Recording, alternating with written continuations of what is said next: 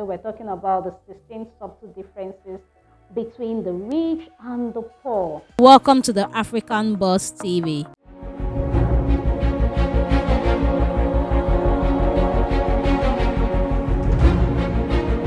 Number one difference is the rich think abundance, the poor think scarcity.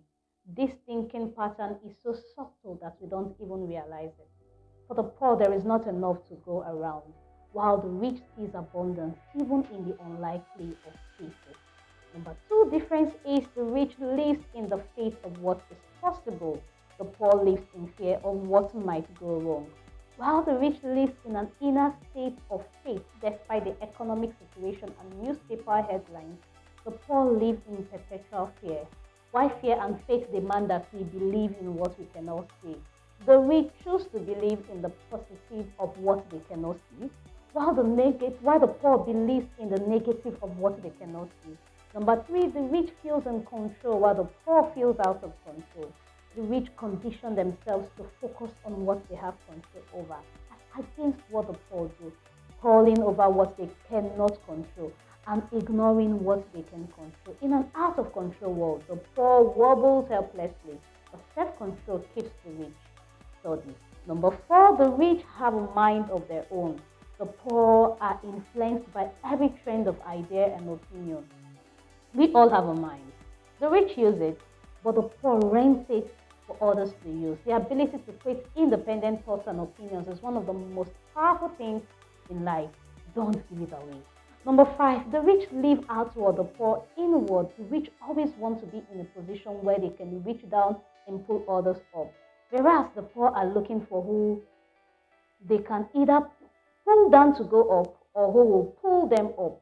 Because the rich lives outward, they always seek opportunity and positions that will enable them to reach others, while the poor are focused on themselves. The rich know that it is in giving that you receive. Number six, the rich feed their minds with positivity, the poor with negativity. The poor are the first to read the newspaper, to hang around where they are discussing political and economic meltdown. You hardly find the rich in such negative settings. The rich consciously listen to messages and ideas and surround themselves with people that uplift and build them up. Number seven, the rich want to learn more than they want to earn. For the poor, it is all about earning. Earning feeds the poor for a day or two, but learning feeds the rich for years and years. You can either make a living or you can make a life, and that depends on your approach to life. Do you live to earn or do you live to learn? Number eight, the rich work more than they wish, while the poor wish more than they work. The simple way to get something done is to get off your butt, to roll up your sleeves and work for it. Nobody crosses the sea merely by wishing and staring at the water, which is what the poor do. They spend their time wishing for what they should be working for. An African proverb said, wishing does not make a poor man rich. Number nine, the rich plan, the poor worry. You might ask, who worries when they can plan? The poor do. The mindset of a planner is to see what it can take, while that of the warrior is to see what it can stress about. If you cannot plan for it, you have no business worrying about it in the first place. But if you can plan for it, then worrying is useless. Number 10, the rich practice gratitude, the poor practice complaint. When you hear the poor complain, you will see the skillfulness and mastery of the art most of them have attained. They complain about almost everything and never stop to be thankful for the things they have. The opposite is the case for the rich. They live in daily gratitude for what they have. An attitude of gratitude will always find the good and will always attract the good. Number 11, the rich accept responsibility, the poor push responsibility. While the rich take responsibility for their happiness and success, the poor push this responsibility to family, to friends, and to any other person. The major reason why people are poor is that they are afraid of taking responsibility for their wealth. It is easier to blame the system, to blame people, than to blame ourselves for where we are. Number 12, the rich plan for the future, the poor live for the present. While nothing is wrong with living for the present, when it hinders you from thinking about the future, then lies the problem. If living in the present stands in the way of preparing for the future, then you're bound to be poor when the future comes.